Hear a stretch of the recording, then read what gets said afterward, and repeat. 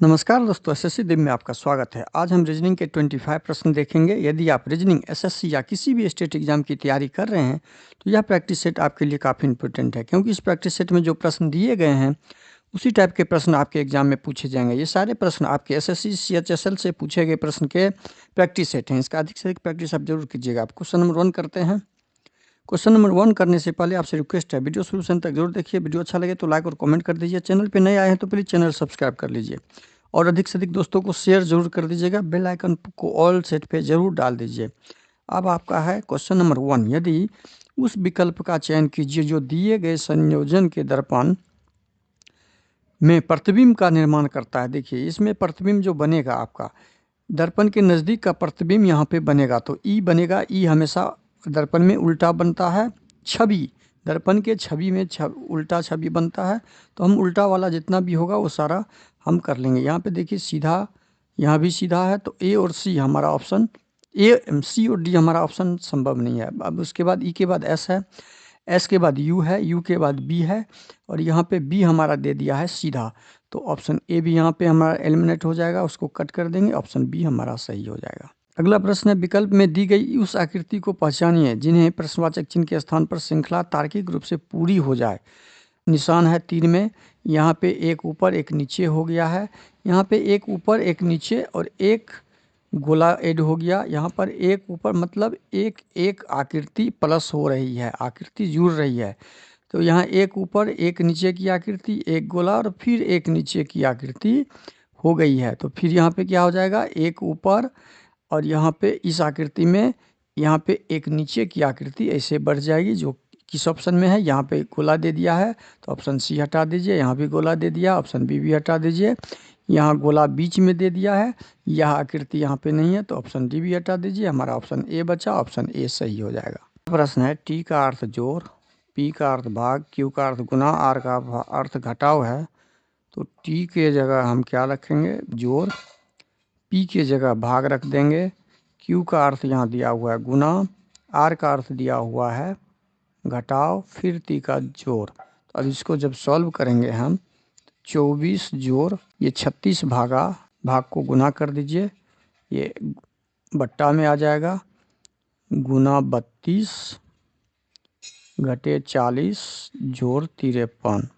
इसको सॉल्व करते हैं, 12 या 36, 12 चौके 48, 4 आठे 32, 8 त्रिक 24, 24 जोड़ 24 घटे 40 जोड़ 53, 48 जोड़ 53, 8 3 11, 8 3 11, 4 4 8 3 11, 2 2 4 5 4 9 1 10, 101 घटे 40, 101 घटे 40 मतलब 61, जो हमारा ऑप्शन डी में दिया हुआ है। अगला प्रश्न है, दी गई श्रृंखला तार्किक रूप से पूरा करने के लिए प्रश्नवाचक चिन्ह के स्थान पे क्या आएगा। यहाँ पे क्या आएगा, देखिए सब यहाँ पे ऑप्शन देख लीजिए। ऑप्शन में सारा ऑप्शन का पहला लेटर भिन्न है, तो पहला लेटर ही चेक करेंगे। पहला लेटर एल है, 12 नंबर पे होता है। यहाँ से फिर क्या होगा, यहाँ बी से 2 नंबर से 10 नंबर पे आए, बी से 2 नंबर से 10, तो 8 प्लस हुआ है। यहाँ पे 10 से 18 पर आए तो प्लस 8 हुआ है, मतलब 8 का यहाँ पे प्लस 8 का सीरीज लगा हुआ है। तो यहाँ 12 में 8 जोड़ेंगे तो 12 8 20 हो जाता है, तो 20 होने के लिए यहाँ पे टी हो जाएगा।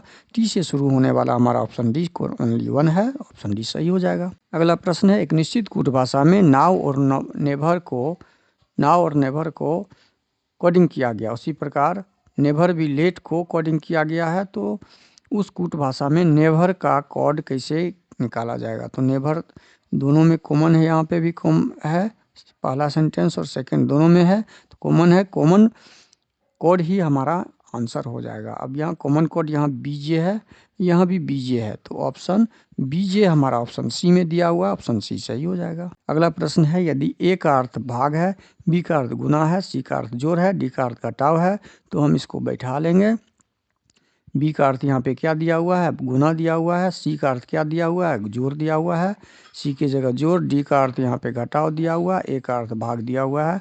अब इसको सॉल्व करेंगे, 36 18, 3 दूनी 6, 1 7 78 जोड़ 5 78 5 81 हो जाएगा, 83 हो जाएगा, घटे 4 तिया 12 30, मतलब हमारा आंसर कितना हो जा रहा है। यहाँ पे हमारा आंसर 78 में 5 जोड़ेंगे 83, 83 में से 30 घटा लेंगे तो 53। हमारा आंसर 53 हो जाएगा, जो ऑप्शन डी में दिया हुआ है। अगला प्रश्न, P प्लस क्यू का अर्थ पी क्यू की पत्नी है। देखिए P के बाद क्यू फॉरवर्ड अक्षर दिया हुआ है, तो इसमें जो चिन्ह होगा, चिन्ह का अर्थ हमें ध्यान रखना है। जोड़ का अर्थ पत्नी, घटाव का अर्थ भाई, बट्टा का अर्थ बेटा और गुना का अर्थ पिता दिया हुआ है। अब इस फार्मूला को हम यहाँ पे लगाएंगे। क्या लगाएंगे? P बट्टा के का मतलब, बट्टा का अर्थ बेटा है, भी के का बेटा है, भी किसका बेटा है? तो के का बेटा है, नीचे डाल दीजिए, के का बेटा भी है, प्लस हो जाएगा। उसके बाद है के गुना टी, गुना का अर्थ यहाँ दिया हुआ पिता, के टी का पिता है, के टी का पिता है। के किसका पिता है? कोई टी है, उसका पिता के है, के टी का पिता है, तो ये भी प्लस हो गया। उसके बाद है टी प्लस एम, प्लस का अर्थ है पत्नी, टी एम की पत्नी है। टी कौन है? एम की पत्नी है, तो ये माइनस हो गया। टी एम की पत्नी है तो ये प्लस हो जाएगा, बराबर का चिन्ह दे दीजिए पति पत्नी में। उसके बाद एम गुना ओ, एम गुना ओ का मतलब, गुना का मतलब यहाँ पे पिता है, एम ओ का पिता है। क्या है? एम ओ, एम किसका पिता है? ओ का पिता है, ओ का पिता है, डाल दिए। ये आपका डायग्राम बन गया। अब इस डायग्राम में हमें के का ओ से संबंध ज्ञात करना है, के का ओ से, तो ओ का के कौन लगेगा वो ज्ञात करना है हमें। ओ का कौन के लगेगा, के का संबंध ज्ञात करना है। तो ओ की ये माँ, ओ का पिताजी, पिताजी की पत्नी माँ हो गया, तो ओ का ये माँ हो गया, यहाँ पे समझिए। माँ का ये पिताजी हो गया, तो माँ का पिताजी, पिताजी की माँ, पिता, माँ, माँ के पिताजी, ऑप्शन डी में दिया हुआ, ऑप्शन डी हमारा सही है। अगला प्रश्न है, एक निश्चित कूट भाषा में हाउ आर यू का कोडिंग किया हुआ है, यू लुक हैप्पी का भी कोडिंग किया हुआ है, इसमें यू का कोड हमें ज्ञात करना है।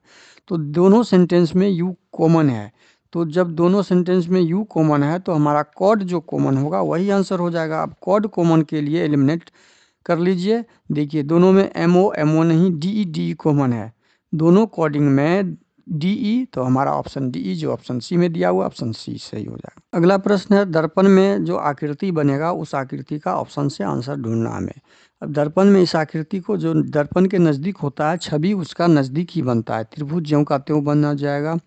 ये कॉर्नर जो है दूर में कॉर्नर है, तो दूर में ही कॉर्नर, ये कॉर्नर बनेगा, ये कॉर्नर इसे बन जाएगा। ये तीर का निशान जो है आपका दूर में ही है, तो ये तीर का निशान दूर कॉर्नर से ही ऊपर की दिशा में बनेगा। अब इस तरह की आकृति हमें कहाँ पे दिख रही है? तो इस तरह की आकृति हमें ऑप्शन सी में दिख रहा है। देखिए ऑप्शन ए में तो दूर यहाँ पे बना दिया है त्रिभुज को, तो ऑप्शन ए संभव नहीं है। त्रिभुज नीचे कर दिया ऑप्शन बी में, ऑप्शन बी भी संभव नहीं है। ऑप्शन डी में भी त्रिभुज को नीचे और उल्टा कर दिया, तो डी भी संभव नहीं, हमारा ऑप्शन सी सही हो जाएगा। अगला प्रश्न है, कथन दिया हुआ है उसका निष्कर्ष निकालना है। कुछ बैग कागज हैं, अब देखिए इसका डायग्राम बनाते हैं। कुछ बैग कागज हैं, तो कुछ बैग को बी से निरूपित कर दीजिए, कागज को पेपर से कर दीजिए, लकड़ी को डब्लू वुड से कर दीजिए, पेपर को पी से, बैग को बी से और डॉल को डी से। अब इसका हम डायग्राम बनाएंगे। कुछ बैग कागज है, कुछ बैग कागज है, बना दिए। सभी लकड़ी कागज हैं, जितना भी लकड़ी है मतलब कागज के अंदर वुड हो गया। कुछ बैग गुड़िया है, कुछ बैग जो है डॉल है। हमने डायग्राम बना लिया। अब इस डायग्राम से देखिए यहाँ पे सभी वाला केवल एक सेंटेंस दिया हुआ है कथन में, तो निष्कर्ष में भी हमारा सभी गुड़िया कागज का नहीं होगा। देखिए गुड़िया और कागज में कोई संबंध नहीं है, तो ये ऑप्शन तो होगा ही नहीं, निष्कर्ष होगा ही नहीं। दूसरा निष्कर्ष, कुछ बैग लकड़ी है, कुछ बैग आपका लकड़ी है, तो कुछ बैग लकड़ी के लिए क्या करेंगे? यहाँ पे कुछ बैग है और लकड़ी, कुछ बैग और लकड़ी के बीच में कोई संबंध नहीं दिख रहा है, तो हमारा निष्कर्ष दो भी नहीं होगा। तो ऑप्शन कौन सा सही हो जाएगा? ना तो निष्कर्ष एक, ना ही निष्कर्ष दो कथन के अनुसार दिया गया है, तो ऑप्शन बी हमारा सही है। अगला प्रश्न है, यदि शब्द काउंटेड के प्रत्येक अक्षर को अंग्रेजी वर्णक्रम के अनुसार व्यवस्थित किया जाए तो कितने अक्षर के स्थान अपरिवर्तित ढूंढना है? तो हमको काउंट को पहले कहाँ से लेंगे? सी 3 नंबर पे है, तो सी 3 नंबर पे सी ज्यों का त्यों लिखाएगा, सी ज्यों का त्यों लिखाएगा।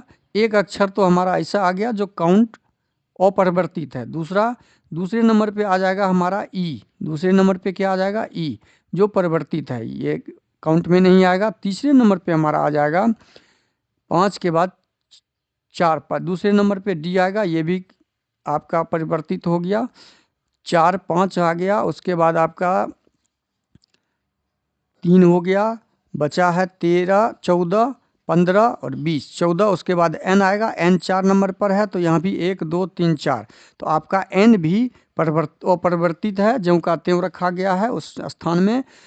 एन के बाद आपका 14 के बाद आ जाएगा 15, ओ आपका परिवर्तित हो गया है, ये आपका अक्षर काउंट में नहीं आएगा। और टी भी परिवर्तित हो गया है, टी आपका 5 नंबर पे था, यहाँ 6 नंबर पे हो गया है तो टी भी परिवर्तित हो गया। और यू लास्ट में, यू 3 नंबर पे था, यहाँ अंत में आ गया। तो आपका 2, एक सी और एक एन जो है अपरिवर्तित है, तो आंसर ऑप्शन डी हो जाएगा। अगला प्रश्न है, ए का अर्थ भाग, बी का अर्थ गुना, सी का अर्थ जोड़, तो डी का अर्थ घटाव दिया हुआ है, तो 652 किसका परिणाम होगा।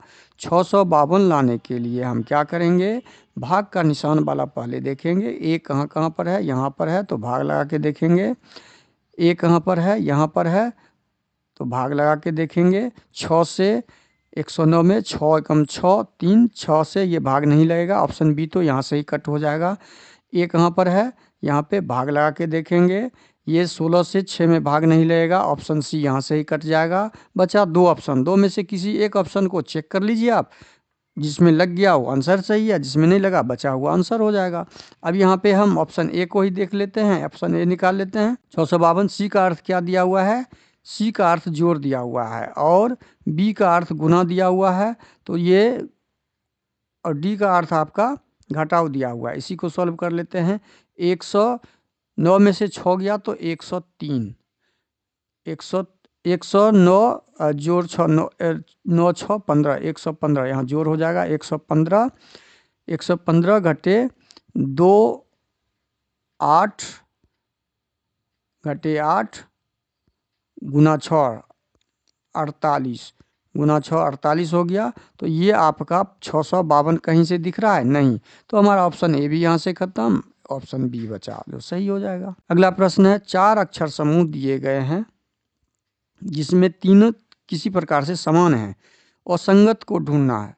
तो असंगत को ढूंढने के लिए हम चारों का स्थानीय मान रखेंगे। 11, एक का हम बता देते हैं 5, 1 और 25। अब इसमें इसको करेंगे कैसे वो देखिए, ये 11 से 5 आए तो +6 नहीं -6 हुआ है, 5 से 1 पर आए तो -5 4 हुआ है, और 1 से 25 आए तो -2 हुआ है। ये आपको यहाँ पे भी इसका भी निकालना है, ये 3 नंबर, ये 23 नंबर, ये 19 नंबर, ये 18 नंबर। 3 से 23 पर आए, 3 से 23 पर आए तो यहाँ पे आपका प्लस हो रहा है, देखिए ये आपका 13 नंबर, ये 7 नंबर, ये 3 नंबर, ये 1 नंबर। यहाँ क्या होता है, 13 से 7 पर आए तो 7 6 13 घटे 6 हुआ है, घटे 6 हुआ है, यहाँ पे घटे 4 हुआ है, यहाँ पे घटे 2 हुआ है। इसका भी आपका मिला लेते हैं। एस 19 नंबर, एम आपका 13 नंबर, आई 9, जी 7, 19 से 13 आए तो घटे 7, 13 से 19 घटे 4 -4, यहाँ पे -2। मतलब हमें यहाँ पे दिख रहा है कि ऑप्शन बी जो है आपका इस पैटर्न को फॉलो नहीं कर रहा, तो ऑप्शन बी सही हो जाएगा। अगला प्रश्न है, दी गई आकृति में प्रश्नवाचक चिन्ह के स्थान पे क्या आएगा उसे ज्ञात करना है। 119 को 128 लाने के लिए जोड़ ही किए हैं, 128 को 37 प्लस ही हुआ है, तो कितना प्लस हुआ है, 8 9 8, 9 दूनी 18, 9 प्लस हुआ है। 128 में कितना प्लस किए हैं, तो यहाँ भी 9 प्लस किए हैं, यहाँ भी 9 प्लस हुआ है, मतलब +9 का पैटर्न हमने ढूंढ लिया। तो 155 में +9 कीजिए, इकाई स्थान पे 4 आने वाला हमारा 164, सही आंसर हो जाएगा ऑप्शन डी। अगला प्रश्न है, यदि नीचे दी गई शीट को मोड़कर एक घन बनाया जाता है तो स्टार का विपरीत फलक कौन सा होगा। स्टार का विपरीत एकांतर होता है। देखिए एकांतर आपका फलक ढूंढ लीजिए, वो आपका उसका विपरीत हो जाएगा। एच का विपरीत ये, एंड का विपरीत ये, तो स्टार का विपरीत हमें ढूंढना था, स्टार यहाँ पर है, तो ये मझला कोष्ठ ऑप्शन बी में दिया हुआ है, वो हमारा सही हो जाएगा। अगला प्रश्न है, यदि पाउडर्स के प्रत्येक अक्षर को अंग्रेजी वर्णक्रम में सजाएं तो स्थान अपरिवर्तित वाला ढूंढना है। तो पाउडर्स में डी 4 नंबर पे, उसके बाद 5 नंबर पे डी आ जाएगा। डी परिवर्तित है, इसको कट कर दीजिए। उसके बाद ई आ जाएगा, ई भी परिवर्तित है, इसको भी कट कर दीजिए। 4 5 हो गया। उसके बाद आपका आ जाएगा 15 16 ओ आपका 3 नंबर पे, ये भी परिवर्तित हो गया। पी हो गया आपका 1 नंबर वाला 15 के बाद, ये भी परिवर्तित हो गया। अब बचा आपका 18 19, तो आर भी परिवर्तित हो गया। आर आपका है 3 2 5 नंबर। आर यहाँ पर 1 2 3 4 5 नंबर नहीं, ये भी परिवर्तित हो गया। उसके बाद एस हो गया, एस भी परिवर्तित हो गया। उसके बाद आपका डब्लू हो गया। सब इसमें एक भी ऐसा नहीं है जो अपरिवर्तित है। ये ऑप्शन जो है इसमें ऑप्शन डी आपका सही हो जाएगा। अगला प्रश्न, अक्षरों के उस संयोजन का चयन कीजिए जिससे दी गई श्रृंखला के रिक्त स्थान को क्रमिक रूप से रखने पर पूरा हो जाए श्रृंखला। अब देखिए यहाँ पे 17 में क्या दिया हुआ है, ये फिल इन द ब्लैंक्स करना है श्रृंखला पूरा करते हुए। तो PQRS यहाँ पे आपका PQRS दिया हुआ है 4 4 का 1 2 3 4 5 6 7 8 9 10 11 12 13 14 15 16 काउंट कीजिए, उसको फैक्टर कीजिए। 4 4 का फैक्टर हो जाएगा तो 4 के ग्रुप में लगाते हैं। 1 2 3 4 1 2 3 4 1 2 3 4 4 4 के ग्रुप में अब लगा दिए। तो अब पी से देखिए सीरीज बढ़ा है, पी से ओ पे 16 से 15 आए हैं तो -1 हुआ है। तो 15 से -1 करेंगे तो कितना हो जाएगा, 15 से -1 करेंगे तो 14 n हो जाएगा। और n से 1 माइनस किए तो -1 का पैटर्न आपका 1 नंबर सीरीज में लगा हुआ है। दूसरा नंबर सीरीज में क्या लगा हुआ है वो ढूंढते हैं।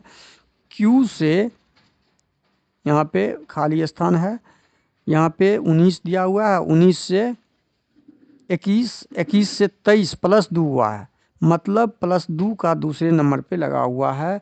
तो Q 17 में +2 करेंगे तो 19 हो जाएगा और 19 हमारा S होता है, 19 S नंबर होता है। तो पहला S से शुरू होने वाला ऑप्शन डी हमारा, आगे हम चेक नहीं करेंगे, ऑप्शन डी सही हो जाएगा। अगला प्रश्न है, यदि नीचे दी गई शीट को मोड़कर एक घन बनाया जाए तो इसका विपरीत फलक क्या हो जाएगा। 6 का विपरीत फलक, तो विपरीत फलक हमेशा एकांतर होता है, विपरीत फलक हमेशा एकांतर होता है। इसका विपरीत फलक ये हो जाएगा, इसका विपरीत फलक ये हो जाएगा, तो इसका विपरीत फलक आपका ये हो जाएगा। तो हमें 6 का विपरीत फलक ढूंढना है, 6 यहाँ पर है तो 8 हो जाएगा। 6 का विपरीत फलक 8 जो ऑप्शन सी में दिया हुआ, सी सही हो जाएगा।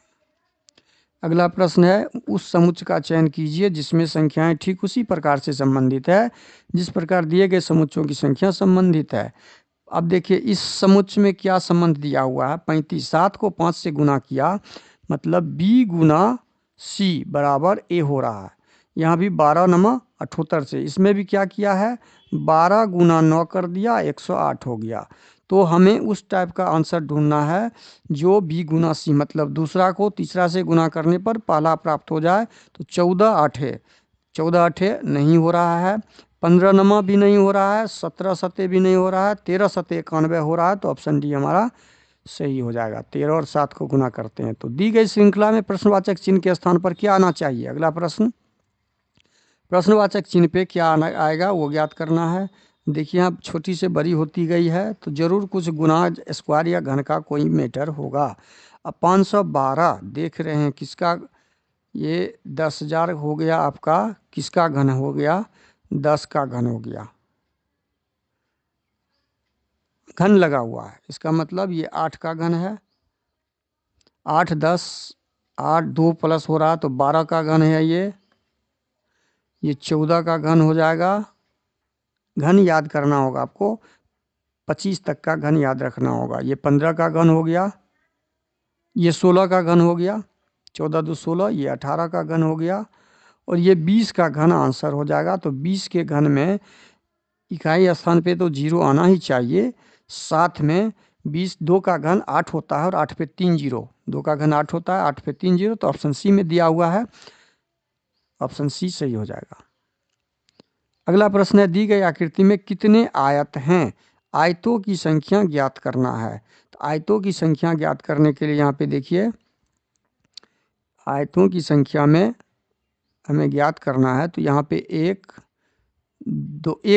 एक लाइन, 2 लाइन, 3 लाइन है। तो तीन लाइन का मतलब है, और 6 3 तिये 9, 1 2 3 लाइन, मतलब 3 2 5 2 7। यहाँ पे 7 आयत दिख रहे हैं। अब यहाँ पे 7 1 2 7 और 2 1 3 यहाँ पे दिख रहा है। 7 3 10, 10 1 यहाँ पे दिख रहा है 11, एक यहाँ से लेंगे 12 हो गया, एक यहाँ से लेंगे 13, फिर यहाँ से लेंगे 14, एक यहाँ से लेंगे पूरा 15, फिर यहाँ से एक लेंगे 16। टोटल इस तरह से आपको इसमें 31 आयत बनेंगे। कितने बनेंगे? 31 आयत बनेंगे, जो ऑप्शन डी में दिया हुआ है। ऑप्शन डी सही हो जाएगा। अगला प्रश्न है, कागज की एक वर्गाकार शीट में दी गई दिशाओं में बिंदीदार रेखा के अनुसार मोड़ा जाता है और आखिरी में उसे छेद किया जाता है। तो ये देखिए, ये दर्पण जब मोड़ा गया है, ऐसे मोड़ा है तो खुलेगा भी ऐसे। तो यहाँ पे दर्पण प्रतिबिंब बनेगा। फिर नीचे की तरफ खुलेगा तो यहाँ भी दर्पण प्रतिबिंब बनेगा। तो इसका दर्पण प्रतिबिंब ये आ जाएगा, आकृति इस साइड में और ये आकृति इस साइड में। तो ये आकृति देखिए, ये साइड में है, ये आकृति इस साइड में है। तो ऑप्शन ए में देख लेते हैं। ऑप्शन ए हमारा, अब नीचे करेंगे तो ये आकृति नीचे जब करेंगे तो ये तीर का निशान उलट के ऊपर होता, लेकिन ऑप्शन ए संभव नहीं है। ये उलट के ऊपर हो रहा है, ये उलट के ऊपर हो रहा है, लेकिन ये दोनों आकृति आपका समान आकृति में दिख रहा है। ये देखिए, दोनों नीचे की तरफ है, ये दोनों एक यहाँ भी नीचे है। तो ऑप्शन बी संभव नहीं है। ये ऊपर नीचे है, ये दोनों ऊपर है, तो एक ऊपर एक नीचे होगा, या दोनों ऊपर या दोनों नीचे होगा। ऑप्शन सी भी संभव नहीं है। तो हमारा ऑप्शन डी, यहाँ पे देखिए आकृति दोनों तरफ नीचे है तो ये दोनों ऊपर हो जाएगा, और ये दोनों ऊपर है तो ये दोनों नीचे हो जाएगा। ऑप्शन डी हमारा सही हो जाएगा। अगला प्रश्न है, उस शब्द युग्म का चयन कीजिए जो नीचे दिए गए शब्दों के युग्म में व्यक्त किए गए समान संबंध को सबसे अच्छा निरूपण करता है। खुशी और दर्द, ये विपरीत विलोम शब्द है। देखिए, विलोम शब्द पढ़ते हैं ना, ठीक विपरीत शब्द है। तो क्रोधित और उग्र ये समान शब्द है। ऑप्शन ए होगा ही नहीं। होशियार और बुद्धि ये भी समानार्थी है। कोमल और क्रूर, हाँ, ऑप्शन सी हमारा जो है, कोमल और क्रूर ये विपरीत है। तो ऑप्शन सी हो जाएगा। अगला प्रश्न है, एक निश्चित तर्क के अनुसरण करते हुए 17 का 136 से संबंध वही होगा जो 23 का 184 के साथ है। तो 17 को 8 से गुना करते हैं तो 136 होता है। उसी प्रकार 23 को 8 से गुना करते हैं तो 184 होता है। तो 29 को 8 से गुना कर दीजिए तो 9 8 72। का स्थान पे 2 आने वाला ऑप्शन डी में केवल एक ही है। हम आगे आंसर जाएंगे नहीं, आंसर टिक लगा के बढ़ जाएंगे। जो अच्छा लगे तो लाइक और कमेंट कर दीजिएगा। चैनल पे नए आए हैं तो प्लीज़ चैनल को सब्सक्राइब कर लीजिए और दोस्तों को अधिक से अधिक शेयर जरूर कर दीजिए। जय हिंद, जय भारत।